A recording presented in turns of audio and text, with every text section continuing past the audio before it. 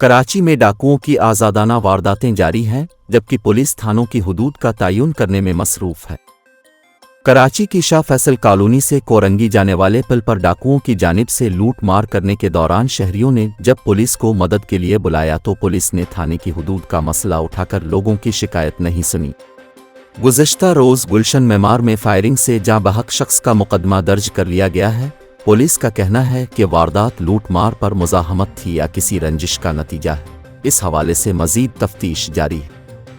याद रहे कि गुलशन मेमार में गुज़िश्ता रोज़ बैंक से रकम लेकर निकलने वाले शहरी डाकुओं की जद में आ गए थे और गाड़ी पर फायरिंग से एक शख्स जाँ बहक जबकि एक ज़ख्मी हो गया था।